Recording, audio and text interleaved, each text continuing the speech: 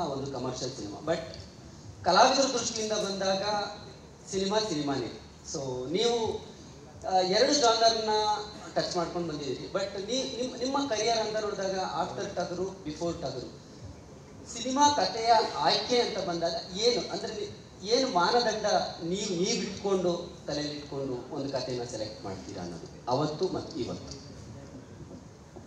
ಅಲ್ಲ, before that ನನಗೆ ಆ ಥರ ಯಾವುದೋ ಚಾಯ್ಸ್ ಇರಲಿಲ್ಲ. ನನಗೆ ಬಿಫೋರ್ ಟಗರು ಇರೋದ್ರಲ್ಲಿ ಬೆಸ್ಟ್ ಟೀಮು ಯಾವುದಿದೆ ಆ ಥರ ಸಿನಿಮಾಗಳು ಮಾಡ್ಕೊಬಂದಿದ್ದು. ಥಿಂಕ್ ಇವಾಗ ನನಗೆ ಅವಕಾಶ ಇದೆ. ಆಗಲೇ ನಾನು ಮಾತಾಡ್ದಂಗೆ ಖಂಡಿತ ಒಂದು ಒಳ್ಳೆ ಪಾತ್ರ, ಒಂದೊಳ್ಳೆ ಕಥೆ, ಒಳ್ಳೆ ನಿರ್ದೇಶಕ ಎಲ್ಲ ನೋಡಿನೇ ಸಿನಿಮಾಗಳು ಮಾಡೋದು. ಕತೆ ಅಂತ ಬಂದಾಗ ಐ ಥಿಂಕ್ ಮಾಸ್ ಅಂತ ಏನು ಕರಿತೀವಿ ಅಥವಾ ಕಮರ್ಷಿಯಲ್ ಸಿನಿಮಾ ಅಂತ ಏನು ಕರಿತೀವಿ ಅದು ಇವಾಗ ತುಂಬ ರೀಡಿಫೈನ್ ಆಗ್ತಾಯಿದೆ. ನಾವು ಬೇರೆ ಬೇರೆ ಭಾಷೆಗಳಲ್ಲಿ ನೋಡ್ತಿದ್ರು ಅಥವಾ ನಮ್ಮಲ್ಲೇ ಕೆಲವೊಂದು ಸಿನಿಮಾಗಳು ನೋಡ್ತಿದ್ರು. ಸೊ ಯಾರು ಜಾಸ್ತಿ ಯಾವ ಸಿನಿಮಾ ನೋಡ್ತಾರೆ ಅವೆಲ್ಲವೂ ಮಾಸ್ ಸಿನಿಮಾಗಳಲ್ಲಿ. ಸೊ ಮಾಸ್ ಕ್ಲಾಸ್ ಅಂತ ಡಿವೈಡ್ ಮಾಡೋಕ್ಕಾಗ್ಬಾರ್ದು. ಫಾರ್ ಎಕ್ಸಾಂಪಲ್ ಈಗ ಟಗರು ಅಂತ ತೊಗೊಂಡ್ರೆ ಡಾಲಿಯೋನ ಪಾತ್ರಕ್ಕೆ ಡಾಕ್ಟರ್ಸಿಂದ ಹಿಡಿದು ಡ್ರೈವರ್ಸ್ವರೆಗೂ ಎಲ್ಲರೂ ಇಷ್ಟಪಟ್ಟು ಅದನ್ನು ಸೆಲೆಬ್ರೇಟ್ ಮಾಡಿದ್ರು. ರತ್ನ ಪ್ರಪಂಚ ಎಲ್ಲ ವರ್ಗನೂ ಸೆಲೆಬ್ರೇಟ್ ಮಾಡ್ತು, ಬಡವರ ಸ್ಕಲ್ ಎಲ್ಲ ವರ್ಗನೂ ಸೆಲೆಬ್ರೇಟ್ ಮಾಡ್ತು. ಐ ಥಿಂಕ್ ನಮಗೆ ಕನೆಕ್ಟ್ ಆಗುವಂಥ ಸಿನಿಮಾಗಳೆಲ್ಲವೂ ಮಾಸ್ ಸಿನಿಮಾಗಳೇನ ಅಂತ. ಸೊ ಕೋಟಿ ಕೂಡ ನನಗೂ ಪರಮವ್ರಿಗೂ ಅದು ಯಾವಾಗಲೂ ನಡೀದೆ. ನಾನು ಯಾವಾಗಲೂ ಕೋಟಿ ಮಾಸ್ ಫಿಲ್ಮ್ ಅಂತಲೇ ಕರೀತಾ ಇದ್ದೆ. ಏಕೆಂದರೆ ಆ ಪಾತ್ರ ಮಾಸ್ ಅದು. ಸೊ ಒಳ್ಳೆ ಕಥೆ ಆಯ್ಕೆ ಅಂದರೆ ನಂಗೆ ಗೊತ್ತಿಲ್ಲ. ನನಗೆ ಕಾಡಬೇಕು ಸಿನಿಮಾ, ನನಗೆ ಕತೆ ಕಾಡಬೇಕು. ಅದು ನಾನು ಇವತ್ತು ಕತೆ ಕೇಳಿ ಇನ್ನೂ 2 ದಿನ ಆದ್ರೂ ನನಗೆ ಆ ಕತೆ ನನಗೆ ಮತ್ತೆ ಅದು ಬರ್ತಾ ಇರಬೇಕು. ಆ ಥರ ಇದ್ದಾಗ ಒಪ್ಕೋತೀನಿ. ಸೊ ಕೋಟಿ ಕೂಡ ಹಾಗೆ ನಾನು ಕೇಳಿ 1 ವಾರ ಆದ್ರೂ ನನಗೆ ಕೋಟಿ ಕಾಡ್ತಾ ಇದ್ದ. ಅವನು ಮತ್ತೆ ಅವ್ರು ಬರೆದಿರೋ ದೃಶ್ಯಗಳು, ಸಂಭಾಷಣೆಗಳು ಎಲ್ಲವೂ ಕಾಡ್ತಾ ಇತ್ತು. ಹಾಗೆ ನನಗೆ ಕಾಡೋ ಅಂಥ ಕತೆ ಪಾತ್ರ ಸಿಕ್ಕಾಗ ಒಪ್ಕೋತೀನಿ. ಬಟ್ ಲಾಸ್ಟ್ 1.5 year ಇಂದ ನೋಡಿದಾಗ ಸಿನಿಮಾ ಇಂಡಸ್ಟ್ರಿ ಇವತ್ತಿನ ಪರಿಸ್ಥಿತಿ ನೀವು ನೋಡ್ತಾ ಇದ್ದೀರಾ. ಸಿನಿಮಾ ಅಂದರೆ ಥಿಯೇಟರ್ಗಳಿಗೆ ಇರ್ತಕ್ಕಂತಹ ಒಂದು ಕ್ರೈಸಿಸ್ ಅಂದರೆ ಕ್ರೌಡ್ ಫುಲ್ ಆಗ್ತಿಲ್ಲ ಅಂತಕ್ಕಂಥದ್ದು. ಹೌದು, ಕತೆ ಬಹಳ ಮುಖ್ಯ. ಬಟ್ ಅಪಾರ್ಟ್ ಫ್ರಮ್ ದಿಸ್ ಒಂದು ಕಮರ್ಷಿಯಲ್ ಸಿನಿಮಾ ಅಂದರೆ ದೊಡ್ಡ ಹೀರೋ ಅಥವಾ ಒಂದು ಸಕ್ಸಸ್ಫುಲ್ ಹೀರೋ ಆದವರು ಕಮರ್ಷಿಯಲ್ ಸಿನಿಮಾಗಳನ್ನ ಮಾಡೋದು ಬಹಳ ಮುಖ್ಯ ಇವತ್ತಿನ ಸಂದರ್ಭಕ್ಕೆ. ಯಾಕಂದರೆ ಥಿಯೇಟ್ರಿಗೆ ಕ್ರೌಡ್ ಫುಲ್ ಆದಾಗ ಸೊ ಥಿಯೇಟರ್ ರನ್ ಆಗುತ್ತೆ, ಜೊತೆಲಿ ಇಂಡಸ್ಟ್ರಿ ಸಸ್ಟೈನ್ ಆಗುತ್ತೆ ಅನ್ನೋದು.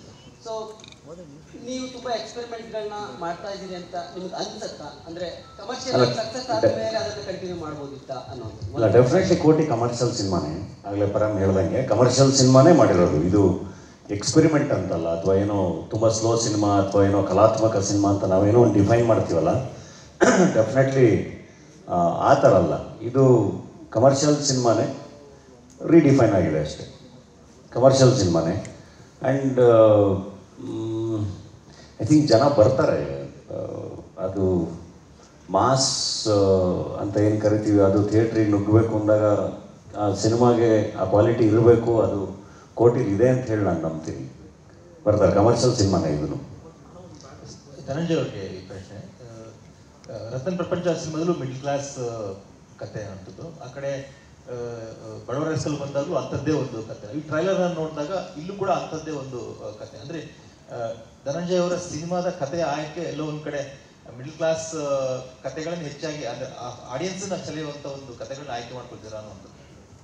ಇಲ್ಲ, ನನಗೆ ಯಾವಾಗಲೂ ನಾನು ನೋಡಿ ಬಂದ ಸಿನಿಮಾಗಳನ್ನ ನಾನು ಎಷ್ಟೊಂದು ನೆನಪಿಸ್ಕೋತಾ ಇರ್ತೀನಿ. ಅದು ಅಣ್ಣವ್ರ ಸಿನಿಮಾಗಳಾಗಲಿ, ಅನಂತ್ನಾಗ್ ಅವ್ರ ಸಿನಿಮಾಗಳಾಗಲಿ, ವಿಷ್ಣು ಸರ್ ಸಿನಿಮಾಗಳಾಗಲಿ, ಯಾವತ್ತಿನ ಎಲ್ಲ ಸ್ಟಾರ್ಗಳು ಮಿಡಲ್ ಕ್ಲಾಸ್ ಸಿನಿಮಾಗಳನ್ನ ತುಂಬ ಮಾಡ್ತಾಯಿದ್ರು. ನಾನು ಹೇಳ್ತಿರೋದು ನಾವೇ ಕಮರ್ಷಿಯಲ್ ಸಿನಿಮಾ ಅಂತ ಏನು ಹೀರೋಯಿಸಮ್ ಅಂತ ಏನು ಸಿನಿಮಾಗಳು ಕರಿತೀವಲ್ಲ ಅದನ್ನೂ ಮಾಡ್ತಾಯಿದ್ರು, ಇದನ್ನೂ ಮಾಡ್ತಾಯಿದ್ರು. ಇವಾಗ ನನ್ನ ಮುಂದಿನ ಸಿನಿಮಾಗಳು ಜನ ಏನು ಎಕ್ಸ್ಪೆಕ್ಟ್ ಮಾಡ್ತಾರೆ, ಒಬ್ಬ ಗ್ಯಾಂಗ್ಸ್ಟರ್ ಆಗಿನೋ ಇನ್ನೊಂದು ಆ ಥರದ ಸಿನಿಮಾಗಳನ್ನು ನಾನು ಮಾಡ್ತಾ ಇರ್ತೀನಿ. ಅಟ್ ದ ಸೇಮ್ ಟೈಮ್ ಕುಟುಂಬಗಳೆಲ್ಲ ಕೂತು ನೋಡುವಂಥ ಒಂದು ಮಿಡಲ್ ಕ್ಲಾಸ್ ಸಿನಿಮಾಗಳು ಬೇಕದಲ್ವ. ಮಿಡಲ್ ಕ್ಲಾಸ್ ಎಂಟರ್ಟೈನರ್ಸ್ ಬೇಕು. ನಮ್ಮ ಬದುಕಿಗೆ ತುಂಬ ಹತ್ತಿರ ಆಗೋ ಸಿನಿಮಾಗಳು ಬೇಕು.